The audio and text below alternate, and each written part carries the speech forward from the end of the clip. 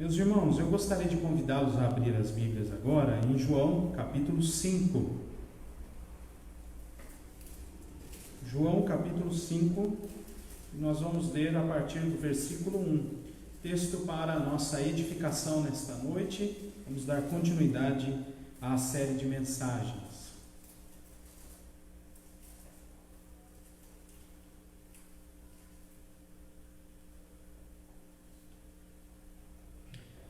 Evangelho segundo João, capítulo 5, do verso 1 ao verso 18, assim diz a palavra do nosso Deus.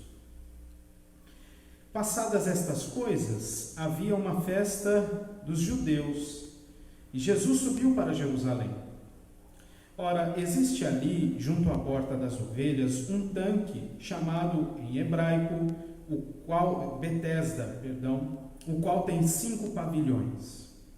Nestes jazia uma multidão de enfermos, cegos, coxos, paralíticos, esperando que se movesse a água, porquanto um anjo descia em certo tempo, agitando-a. E o primeiro que entrava no tanque, uma vez agitada a água, sarava de qualquer doença que tivesse. Estava ali um homem enfermo havia 38 anos. Jesus, vendo-o deitado e sabendo que estava assim há muito tempo, perguntou-lhe: Queres ser curado? Respondeu-lhe o enfermo: Senhor, não tenho ninguém que me ponha no tanque quando a água é agitada, pois enquanto eu vou, desce outro antes de mim. Então lhe disse Jesus: Levanta-te, toma o teu leito e anda. Imediatamente o homem se viu curado e, tomando o leito, pôs-se a andar, e aquele dia era sábado. Por isso, disseram os judeus ao que fora curado: Hoje é sábado, e não te é lícito carregar o leito. Ao que lhes respondeu: O mesmo que me curou me disse: Toma o teu leito e anda. Perguntaram-lhe eles: Quem é o homem que te disse: Toma o teu leito e anda? Mas o que fora curado não sabia quem era, porque Jesus se havia retirado por haver muita gente naquele lugar. Mais tarde, Jesus o encontrou no templo e lhe disse: Olha que já estás curado, não peques mais, para que não te suceda coisa pior. O homem retirou-se e disse aos judeus que fora Jesus quem o havia curado. E os judeus perseguiam Jesus, porque fazia estas coisas no sábado. Mas ele lhes disse: Meu pai trabalha até agora, e eu também trabalho, ou eu trabalho também. Por isso, pois os judeus ainda mais procuravam matá-lo, porque não somente violava o sábado, mas também dizia que Deus era seu próprio Pai, fazendo-se igual a Deus. Vamos orar mais uma vez. Deus eterno, nós estamos diante da Tua palavra outra vez, diante deste texto muito conhecido por todos nós. Ouvimos, ó Deus, estas histórias ao longo da nossa vida. Meditamos nestes textos depois que nós alcançamos ou fomos alcançados pela fé no Senhor Jesus Cristo. E é por isso mesmo, ó Deus, que neste momento nós te pedimos alimento novo para a nossa alma. Tem misericórdia de nós, ó Pai, e ensina-nos outra vez. Torna a nossa visão ainda mais ampla de quem Tu és e daquilo que Tu fazes, de quem nós somos e daquilo que nós devemos fazer diante de Ti e dos homens. Abençoa o Teu povo, ó Deus, neste momento, em nome de Jesus. Amém. Meus irmãos, nós estamos nesta sequência. Chegamos ao capítulo de número 5, neste trajeto de Jesus por um longo caminho, e nas últimas mensagens nós vimos bem marcada essa questão geográfica, onde Jesus sai de um lugar, vai até outro, e agora ele sai de Caná da Galileia e vai até Jerusalém. Por onde ele passou, realizou sinais, mas não sinais ainda de uma forma ampla. Os sinais de Jesus, como diz João no fim do Evangelho, servem para que todos que têm contato com estes sinais creiam que Jesus é o Filho de Deus e, crendo nele, tenham vida em seu nome. E aqui nós vamos observar mais uma vez este trajeto de Jesus. Em Caná da Galileia, quando estava nas bodas, seus sinais foram apenas restritos para aquelas pessoas. O mestre Sala teve acesso a um vinho que foi transformado de água, mas ele mesmo não sabia o que era. Ele só constatou que era um ótimo vinho. Mais adiante, o Senhor Jesus sai dali, vai em direção à Judéia e passa por meio da Samaria e encontra ali com os samaritanos e transforma a vida deles. Agora, de volta da Judéia para a Galileia, ele passa por Caná e é procurado por um oficial do rei. Seu filho estava enfermo e o Senhor Jesus curou aquele menino. Mas somente aquele homem, seus discípulos, os discípulos de Jesus e a família daquele homem tiveram acesso ao sinal. E por isso creram que Jesus era o Messias. Ainda não estamos naquela amplitude dos sinais. E mais uma vez, o Senhor Jesus Cristo fará um sinal de maneira restrita, demonstrando mais uma vez que a sua pessoa, a sua obra é superior aos seus próprios sinais. Nós devemos mirar o Senhor Jesus Cristo. Nossa fé foi concedida por Deus para ser posta em Jesus Cristo e não em seus sinais. E hoje estamos aqui, diante de mais uma cura, em mais uma localidade, agora em Jerusalém, e o Senhor Jesus Cristo demonstrará que tem autoridade sobre todas as coisas. É isso que vamos aprender nesta noite. O Senhor Jesus Cristo, ou a autoridade de Cristo sobre todas as coisas. O que Jesus fez, quando ele fez, nos ensinam que ele tem de fato autoridade sobre toda a criatura nos céus e na terra, porque ele é o Criador de todas as coisas. Então, observando a autoridade de Jesus sobre todas as coisas, eu gostaria que nós observássemos em 3 porções neste texto. A primeira está entre o verso 1 e o verso 9, na primeira parte. Depois, João faz esse registro e enfatiza a questão do sábado, entre o verso 9 e o verso 16. E por fim, nós veremos a divindade do Senhor Jesus Cristo sendo ressaltada por ele mesmo nos versos 17 e 18. Essa divisão, meus irmãos, é apenas para que fique mais fácil de nós irmos aos detalhes do texto. Poderia ser dividido de outra maneira, mas é assim que nós vamos trabalhar aqui hoje. Então, Cristo tem autoridade sobre todas as coisas. E a primeira coisa que nós podemos ver aqui, sobre a qual ele tem autoridade, é que ele tem autoridade sobre a enfermidade. Qualquer tipo de enfermidade, o Senhor Jesus Cristo tem autoridade, tem poder. Mas longe de ser aqui uma mensagem triunfalista, nós precisamos compreender que o Senhor Jesus Cristo tem tanta autoridade e tanto poder sobre a enfermidade, tanto para mantê-la quanto para retirá-la. Em sua providência sábia e soberana, o Senhor Jesus, o Senhor Deus, o nosso Deus Trino, utiliza também as enfermidades para um propósito final, e nós aprendemos isso na semana passada.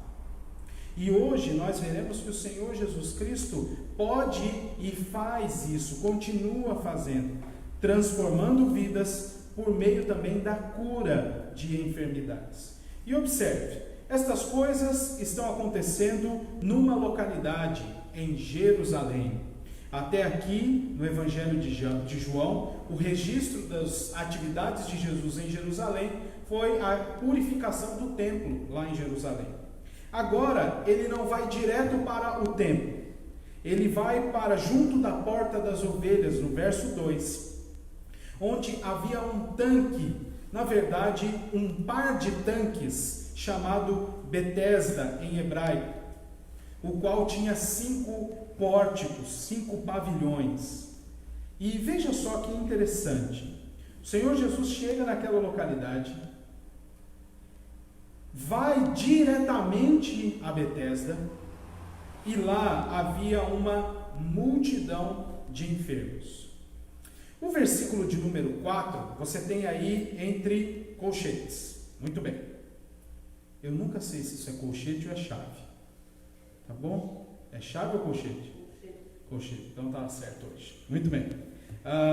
Você tem esse texto. Ele está aí e nós vamos utilizá-lo, mas com base no versículo de número 7. Tá bem? Então observe, os manuscritos mais antigos e mais confiáveis, por assim dizer, das Escrituras, não contém o versículo 4. Ele aparece para nós nas traduções mais modernas com base no versículo de número 7. Mas esse é apenas um detalhe, caso você tenha curiosidade durante a semana. Então, apenas um detalhe do texto, eu não vou me delongar aqui. De onde sai esta ideia? Do versículo de número 7. Nas palavras daquele enfermo, havia um pensamento, uma crença que naquele lugar, quando a água era agitada, fosse pelo que fosse, era o momento de alguém se lançar dentro daquela água e seria curado. Essa era a crença daquelas pessoas. E era por isso que aquela multidão estava em Betesda. Como nós sabemos disso, o próprio homem diz ao Senhor Jesus Cristo: não tenho como ir à água quando ela é agitada, pois enquanto eu vou, desce outro antes de mim. A crença é que, mergulhando nas águas, no momento em que ela era agitada, a pessoa ficava curada. Preste atenção nisso, porque eu já comecei com este detalhe, até mesmo adiantando o versículo de número 7. Porque daqui nós vamos extrair uma aplicação para a nossa vida, e eu gostaria que nós já pensássemos nela. Como nós, seres humanos, temos facilidade para depositar nossa confiança em coisas visíveis. Vá pensando nisso. Mais adiante nós vamos voltar. Como nós somos traídos pelo nosso próprio coração, enganados em colocar nossa confiança em coisas visíveis, achando que Deus só está agindo quando as coisas podem ser vistas por nós. Mas este é um fato que daqui a pouco nós vamos abordar. Volte então os seus olhos para o fato. No versículo 2 há uma multidão. Versículo 3: enfermos, coxos, cegos e paralíticos. E o versículo 5 nos traz a seguinte informação, e é o alvo do encontro do Senhor Jesus Cristo. Dentre toda essa multidão, havia ali um homem, e ele estava enfermo há 38 anos. Não sabemos sua enfermidade, mas sabemos do tempo em que ele sofria disso. O que há de mais interessante é, pelo menos, imaginar, supor, quanto tempo aquele homem está aqui. Porque ele está em seu leito. Ele estava ali deitado. E ele não conseguia se locomover sozinho para entrar naquela água. Então, meus irmãos, imaginem quanto tempo ele está ali. Veja a angústia, ou observe, ou tente imaginar a angústia desse homem, toda vez que aquela água é agitada. E ele não pode ir até ali. E ninguém pega o homem e leva até aquele tanque. A enfermidade dele durava 38 anos. Jesus o aborda. A situação dele é extremamente diferente de todos os outros. Ele estava ali há muito mais tempo. 38 anos de uma enfermidade. Veja só o versículo de número 6. O Senhor Jesus Cristo vai até ele e sabia que ele estava assim há muito tempo. Talvez alguém poderia encontrar com este homem e perguntá-lo. Talvez, como nós vemos aqui às vezes, nas cidades, movimentadas como as nossas aqui de Balneário, as cidades maiores e movimentadas, pessoas com a plaquinha. E nesse tempo de pandemia elas apareceram com maior frequência, né? A plaquinha. Tem um ali na 4ª Avenida que ele sempre aparece à noite em frente à rádio ali, fica com a plaquinha assim. Talvez esse homem estivesse com a plaquinha, nós não sabemos, isso é apenas uma suposição e nós não podemos perder tempo. O que nós precisamos ressaltar aqui é o que João registra acerca da ação do Senhor Jesus em favor daquele homem. Versículo de número 6. Jesus viu aquele homem deitado e Jesus sabia há quanto tempo ele estava enfermo. Jesus conhecia o mais profundo daquela enfermidade, que nem mesmo eu e você conhecemos.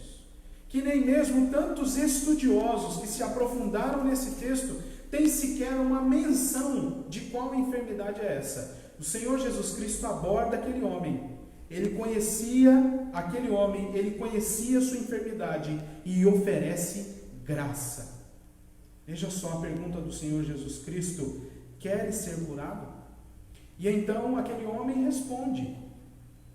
E nós já lemos um pouquinho do versículo 7, mas ele responde talvez ali sem muita esperança. Ele está com seus olhos no poço, nos tanques, melhor dizendo. Ele está com o seu coração depositado ali. Ele não conhece Jesus. Aparece um homem ao seu lado e pergunta: quer ser curado? Seu coração está nos tanques. E então ele diz: não tem como ir até lá. Eu até quero, mas não tem como ir. E o Senhor Jesus Cristo demonstra aqui a sua autoridade sobre a enfermidade. Ele não faz como em outros sinais, propositadamente. Ele se envolve com aquela questão. Ele faz um lodo e passa nos olhos de um cego. Ele não faz como ele fez com outros que foram curados por ele. Ele não volta-se para olhar e dizer: olha, saiu o poder de mim, eu quero saber quem é esta pessoa que me tocou. Ele simplesmente, ao invés de oferecer: eu te carrego até lá, ele diz: levanta-te, toma o teu leito e anda. 3 ordens de Jesus. São 3 palavras que estão aqui no imperativo. Debaixo destas 3 ordens, aquele homem agora está, e a sua confiança, que até então estava naqueles tanques, na agitação daquela água, foi rompida pela palavra do Senhor Jesus Cristo. E aqui nós precisamos parar e pensar em nossa própria vida, porque nós realmente temos muita facilidade de depositar nossa confiança em coisas visíveis. Diz aí se você não fica aflito ou fica mais descansado quando vê alguma notícia de que, por exemplo, os números da pandemia aqui na nossa cidade ou no nosso estado estão estáveis. Diz aí se você não sente essa tentação de ficar mais alegre ou menos alegre. Diz aí se você não tem aquela tentação de, quando lê uma manchete sobre um remédio, sobre uma vacina, sobre um anticorpo que foi descoberto, e então você fica tranquilizado. Mas quando vem a manchete na sequência e diz, por exemplo, olha, não vai funcionar esse aqui, vamos passar para o próximo, vamos tentar o plasma, vamos tentar outra coisa, e aí a gente já fica mais triste. Essa é a nossa realidade, mas que pode também ser ampliada para a particularidade do nosso ser, das nossas vidas, ou da nossa vida. Pense aí, como e com quanta facilidade nós somos traídos pelas coisas visíveis. Só há uma coisa que tem poder e autoridade para romper com esta nossa confiança em coisas falsas. Note bem, não é errado se alegrar com a possibilidade da cura do coronavírus. Não é errado se alegrar com a possibilidade de planos serem cumpridos na nossa vida, planos que nós fizemos e devem dar certo. Não é errado se alegrar quando uma tribulação vai embora e nós então estamos em paz. Não é errado. O pecado está em nós depositarmos nossa confiança nestas coisas, ao invés de depositar a confiança no Deus Todo-Poderoso, que nos concede essas coisas. Aí está o problema. E nós temos muita facilidade. Parece que andamos como cegos, tateando muitas vezes, fruto talvez do nosso desespero ou de nossa desesperança, mas o fato é que a palavra de Deus nos diz que o Senhor Jesus Cristo tem autoridade sobre todas as coisas. Neste caso, autoridade sobre a enfermidade. Mas será que nós podemos falar como os nossos irmãos do passado? Nós sabemos em quem temos crido? Ainda que estejamos passando por um momento parecido com o deste homem, será que nós sabemos onde está o nosso coração? Onde nós estamos depositando a nossa confiança? Será que estamos exercitando a nossa fé da maneira bíblica, sem querer ver as coisas, mas crendo que o Senhor Deus nos dará a seu tempo? Crendo que, ainda que não estamos vendo os resultados, o Senhor já ouviu a nossa oração em secreto e Ele nos recompensará? Será que estamos crendo, por fim, que nós somos salvos por um Deus que se torna galardoador daqueles que o buscam?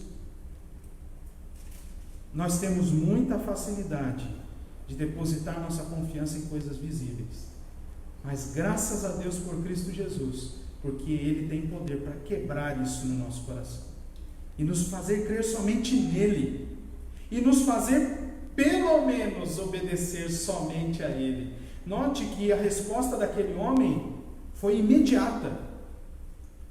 O Senhor Jesus deu 3 ordens a ele e imediatamente aquele homem se viu curado, tomou o seu leito e pôs-se a andar. O nosso Cristo tem poder e tem autoridade sobre toda a enfermidade. A resposta imediata daquele homem nos demonstra que a confiança que ele tinha naquele tanque foi destruída e foi posta no verdadeiro Salvador, naquele que é o poderoso e tem autoridade para transformar a nossa situação. Meus irmãos, 38 anos de enfermidade. E essa enfermidade foi curada, porque o Senhor Jesus disse: vai, toma o teu leito e anda, levanta daí e vai embora. Muito bem, estas questões acontecem num dia especial, num dia de descanso, num dia de sábado. E isso vai dominar agora a passagem que nós estamos aprendendo. Do versículo 9 até o versículo 6, o finzinho, vai ser dominado apenas esta questão do tempo. Tudo que nós leremos será motivado pela questão do sábado. E o apóstolo João é claro em definir estas coisas, colocando aqui no finzinho do verso 9: e aquele dia era sábado. Por isso disseram os judeus ao que fora curado: hoje é sábado e não te é lícito carregar o leito. Aqui, meus irmãos, nós vamos aprender a segunda coisa. O Senhor Jesus Cristo tem autoridade também sobre o tempo. E Ele já demonstrou isso interrompendo uma enfermidade de 38 anos. Isso fica ainda mais claro para nós quando Ele faz isso num dia de descanso, que para os judeus legalistas não se podia naquele dia sequer levar o seu próprio leito. O Senhor Jesus Cristo nos ensina algo maravilhoso sobre o dia de descanso, que hoje para nós, segundo também as Escrituras nos ensinam e os nossos símbolos de fé confirmam, hoje para nós esse dia de descanso é o primeiro dia da semana, pelo fato de que nele o Senhor Jesus Cristo ressuscitou para a nossa redenção. Este deve ser o dia de descanso. Eu não vou perguntar a cada um de vocês se vocês descansaram hoje. Não quero perguntar se você dormiu hoje. Eu quero saber se você descansou hoje. Descansou daquelas preocupações da semana. Descansou das coisas que não são pecado, que você faz durante a semana. Trabalho, escola, estágio, seja lá o que for. Reuniões. Você descansou dessas coisas? Hoje você se esmerou para colocar o seu coração somente em Deus e contemplar as obras de Deus na sua vida ao longo desta semana que se encerrou?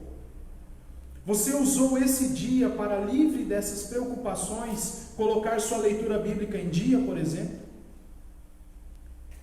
Como você tem usado o dia de descanso?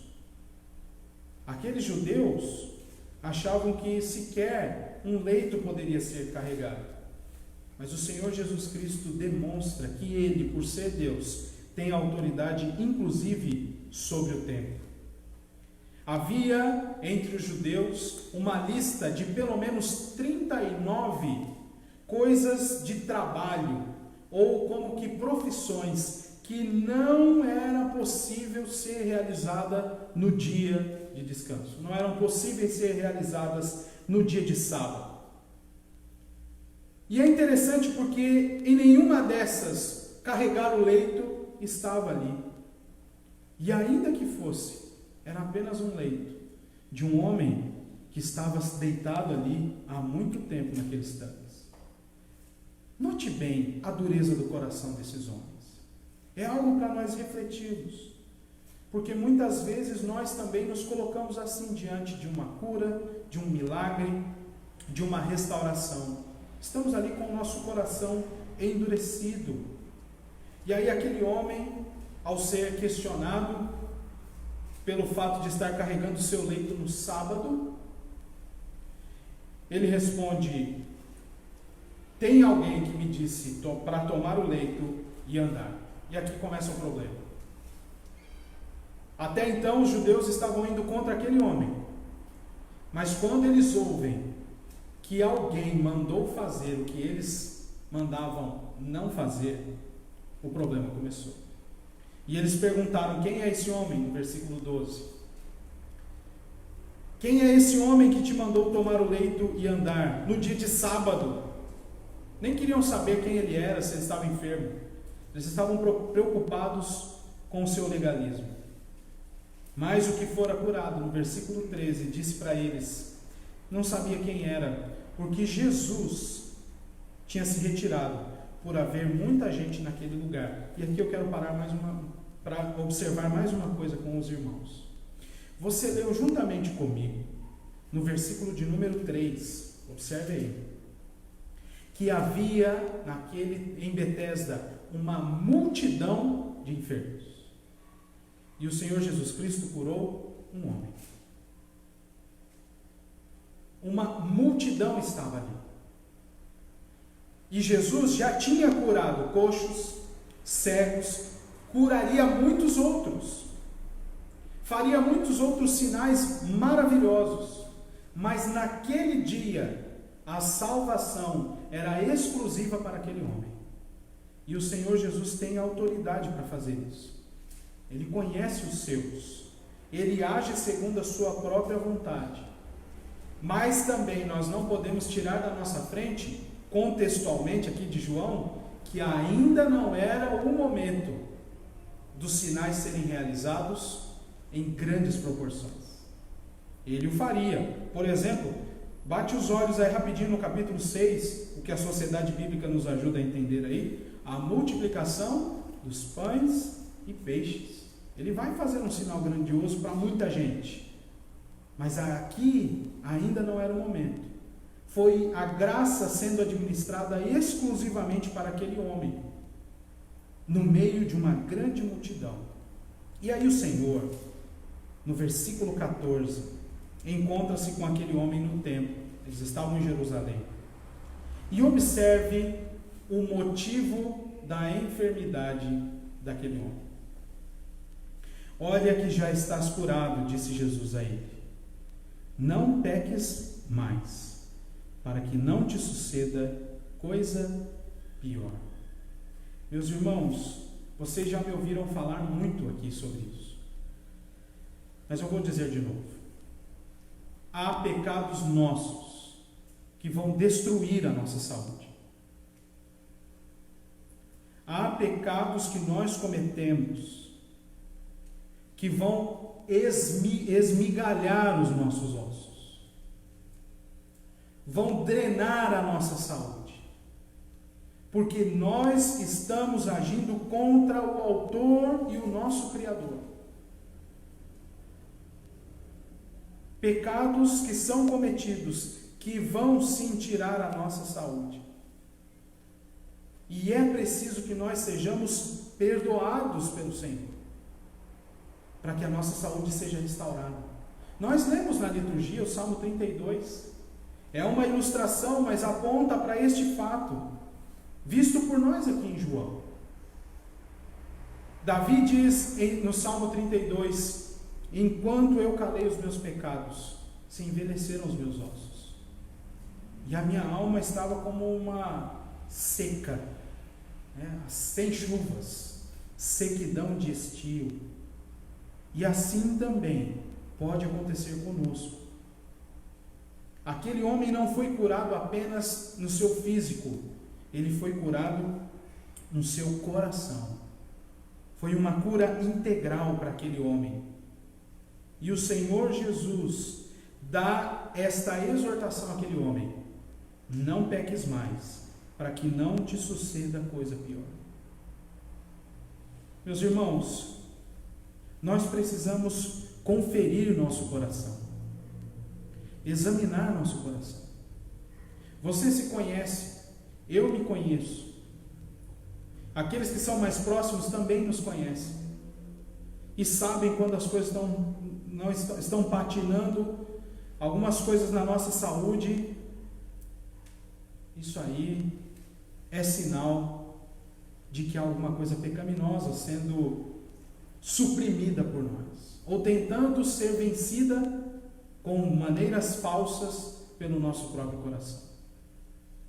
É tempo de correr atrás do Senhor, sabendo que Ele está de braços abertos a nos receber, e Ele nos perdoará os pecados.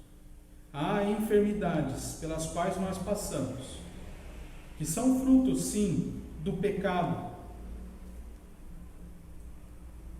E o Senhor Jesus retira de nós também quando Ele nos perdoa. Veja esta exortação: não peques mais, para que não te suceda coisa pior. E o homem então se retira e disse aos judeus que ele tinha sido curado por Jesus. Ah, meus queridos irmãos, nós precisamos compreender quão graves são os nossos pecados diante do Senhor. Quantas vezes nossos pecados afetam a nossa saúde, afetam aqueles que estão em nosso redor. Mas nós, ao mesmo tempo, devemos crer que se nós confessamos nossos pecados, o Senhor Jesus Cristo é fiel e justo para nos perdoar os pecados, nos purificar de toda injustiça e fazer como fez com este homem e com tantos outros registrados nos evangelhos: sarar a nossa saúde, perdoar o nosso pecado. Aquele homem estava curado, mas o problema dos judeus não era com a cura. O problema dos judeus era o dia em que a cura foi realizada. Observe o versículo de número 16. Os judeus perseguiam Jesus. Por quê? Por qual razão? Porque fazia estas coisas no sábado. E o que há de mais interessante é que eles não estavam vendo algo claro na lei. O dia de descanso é um dia próprio para exercer misericórdia.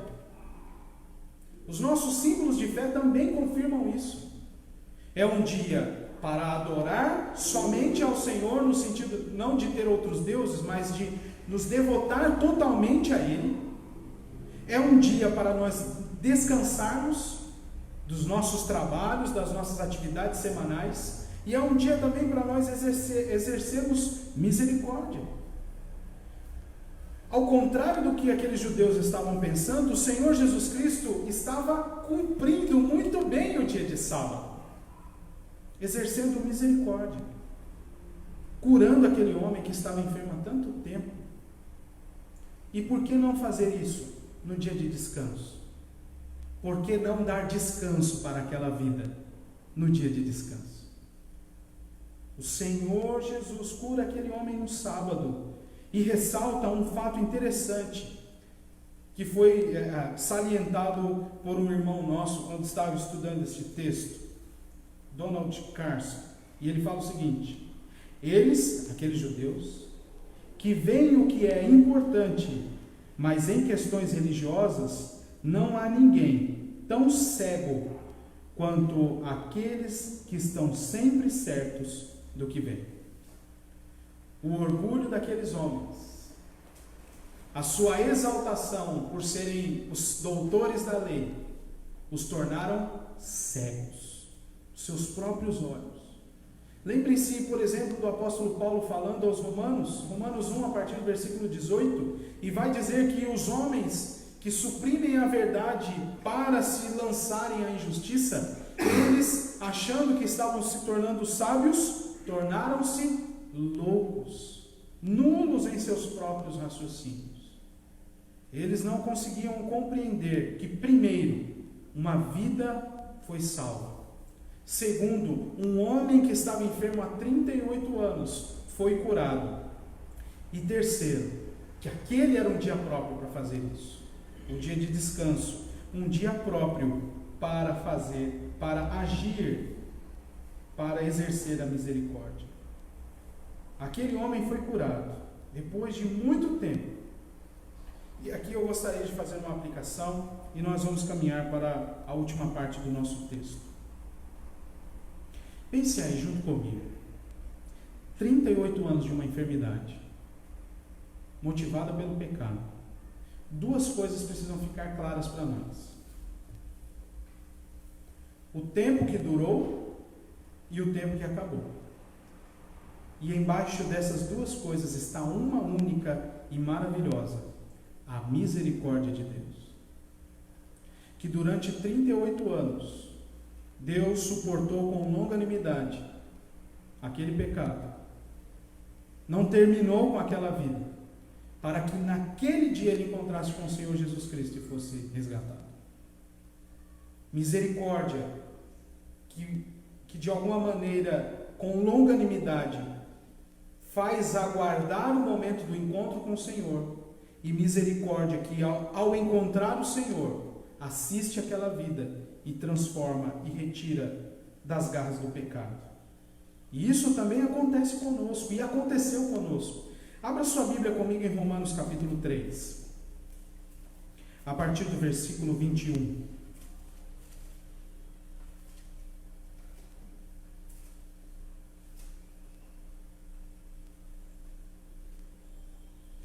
Veja só que interessante como o apóstolo Paulo observa também a misericórdia de Deus em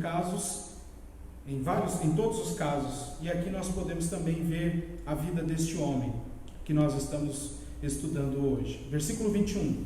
Mas agora sem lei se manifestou a justiça de Deus, testemunhada pela lei e pelos profetas. Justiça de Deus mediante a fé em Jesus Cristo para todos e sobre todos os que creem. Porque não há distinção, pois todos pecaram e carecem da glória de Deus, sendo justificados gratuitamente por sua graça, mediante a redenção que há em Cristo Jesus, em quem Deus propôs no seu sangue como propiciação, mediante a fé, para manifestar a sua justiça. Note bem, por ter Deus, na sua tolerância, deixado impunes os pecados anteriormente cometidos, tendo em vista a manifestação da sua justiça no tempo presente, para ele mesmo ser o justo e o justificador daquele que tem fé em Jesus. E aí Paulo pergunta: e o orgulho de vocês? Onde está? Onde, pois, a jactância? Foi de todo excluída. Por que lei? Das obras? Não, pelo contrário, pela fé. Concluímos, pois, que o homem é justificado pela fé, independentemente das obras. O Senhor Deus fez isso conosco. Eu não sei quanto tempo, ou com quantos anos de idade, o Evangelho alcançou o seu coração. Mas, até aquele dia, o Senhor com longanimidade suportou suas ofensas, seus pecados, sua rebeldia contra Ele, para que em Cristo você fosse justificado, para que pela graça e pela misericórdia e pela longanimidade do Senhor Deus, você fosse salvo, justificado. Agora pense, desde o momento da sua conversão, até o dia que durar a sua vida, até o dia que durar a minha vida, a misericórdia de Deus nos assistirá constantemente. Como nós lemos nos Salmos, bondade e misericórdia certamente estarão conosco todos os dias da nossa vida, e nós habitaremos na casa do Senhor para todos sempre. A misericórdia do Senhor nos assiste. A longanimidade do Senhor estava de uma maneira soberana sobre nós antes de nós sermos alcançados pelo Evangelho, e ela continua sobre nós, nos auxiliando para que sejamos motivados no processo de santificação e cada vez mais progressivo, longe dos pecados, longe das enfermidades da alma, possamos exaltar o nome daquele que nos tirou do império das trevas. Da mesma maneira que aconteceu com aquele homem, acontece conosco e há tantos outros que estão deitados em seus leitos, diante do poço, do tanque de Betesda, pelo mundo afora, esperando para alguém oferecer cura para eles.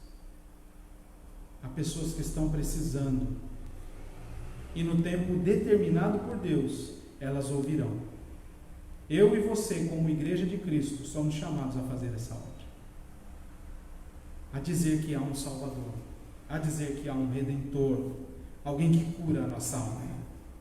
Por fim, a divindade do Senhor Jesus Cristo é ressaltada neste texto. Eu gostaria que você voltasse lá para João 5, do verso 16, ou os versos 16, 17 e 18 nos dizem isso. Ao saber Jesus que os judeus o perseguiam porque ele tinha feito aquelas coisas no sábado, ele vai responder dizendo: meu Pai trabalha até agora e eu também trabalho. Por isso os judeus ainda mais procuravam matá-lo, porque não somente violava o sábado, mas também dizia que Deus era o seu próprio Pai, fazendo-se igual a Deus. Neste ponto eles acertaram. Jesus é Deus. Só que eles estavam querendo matar. João disse lá no início, nós vimos o seu registro. No princípio era o Verbo estava com Deus e o Verbo era Deus. Por meio dele todas as coisas foram criadas, e sem ele nada do que foi feito se fez. O Senhor Jesus Cristo é superior ao sábado, ele é o Senhor do sábado. E Deus, o Deus Trino, quando criou todas as coisas naqueles 6 dias, no 7º ele descansou, mas da obra que como Criador fizera, ele continuou trabalhando, preservando toda aquela criação, em toda ordem, em toda prudência, em cada coisa no seu devido lugar. Ao descansar da obra como que o Criador fizera, ele não parou de trabalhar. Ele continuou trabalhando, provendo o sustento de toda a criação. E foi exatamente isso que ele fez. No Deus encarnado diante daquele homem, ele não quebrou o sábado. O Senhor Jesus Cristo não quebrou o sábado, não violou o sábado, porque naquele dia ele estava provendo as necessidades para a vida daquele homem. E é assim que nós precisamos finalmente entender o dia de sábado, o dia de descanso. É dessa maneira. Entender que de fato isso é importante para a nossa vida, isso é importante para a nossa alma. É nesse dia que nós, enquanto descansamos, o Senhor provê o nosso sustento. Note bem, veja só, não é um simples trocadilho dizer que no dia de sábado meu pai trabalha. É muito mais do que isso. Aplique isso ao seu viver. Enquanto você não foi hoje bater o seu ponto, o seu emprego estava lá. Hoje, durante todo o dia, se você não abriu o comércio durante todo o dia, abriu só na metade do dia, o seu sustento estará garantido, porque Deus não para de trabalhar. Deus sustenta as nossas vidas. Nós precisamos entender isso e tirar o nosso coração das coisas visíveis. Tirar a nossa confiança dessas coisas visíveis. E reservar ainda mais tempo neste dia santo de descanso ao Senhor, para agradecer ao Senhor. Ele demonstrou isso, o Senhor Deus demonstrou isso no Antigo Testamento. Quando homens saíam de suas casas, por mais longe que fosse, iam até Jerusalém cultuar ao Senhor. Enquanto eles faziam o trajeto, sua casa estava guardada, seus rebanhos estavam guardados. Enquanto eles cultuavam, tudo estava no seu devido lugar. Quando eles voltavam, tudo estava ali. E o que foi isso? Sorte? Deus preserva a nossa vida, porque Ele não para de trabalhar. Lembrando de outros salmos, nós lemos os nossos irmãos dizendo, por exemplo, eu deito e logo pego no sono, porque o Senhor está comigo. Eu acordo porque o Senhor está comigo. Deus, o Deus Trino, trabalha. E é por isso que nós podemos descansar seguros. Porque Ele trabalha, sustentando a obra das suas mãos. A autoridade do Senhor Jesus Cristo sobre todas as coisas é ensinada a nós aqui. Na enfermidade, no tempo, e porque o Senhor Jesus Cristo é Deus. O Deus Criador, o Deus Preservador, o Deus Redentor, o Deus Restaurador de nossa alma, mas também Deus Restaurador de nossa saúde. Este evento iniciará uma discussão grande entre judeus e o Senhor Jesus Cristo, alvo do nosso estudo nos próximos domingos. Mas que você tenha bem certo no seu coração a pessoa do Senhor Jesus Cristo, o seu Redentor, o seu médico, aquele que cura as suas feridas, aquele que sustenta você em todas as coisas. Aquele homem foi curado. Eu e você já fomos e continuaremos a ser, porque o nosso Deus trabalha até agora. O nosso Deus trabalha até agora, e Ele continuará a trabalhar para o nosso proveito, mas para a exaltação da sua glória, diante dos homens inclusive. Nosso Deus, Ele é soberano e Ele tem autoridade sobre todas as coisas. Confiemos nisso, confiemos nele, e não nas coisas visíveis. Porque nós já fomos alertados nas Escrituras que todo aquele que deposita o seu coração nas coisas que são criadas tornar-se-ão semelhantemente a essas coisas criadas. Lembram-se dos salmos? Do Salmo? Os ídolos têm boca e não falam, têm ouvidos e não ouvem. Precisamos nos recordar, colocar isso bem claro diante de nós. É impossível servir a dois senhores, mas graças a Deus que nós temos o Senhor Jesus Cristo, que tira de nós toda a enfermidade e cura todo o nosso pecado. Vamos orar.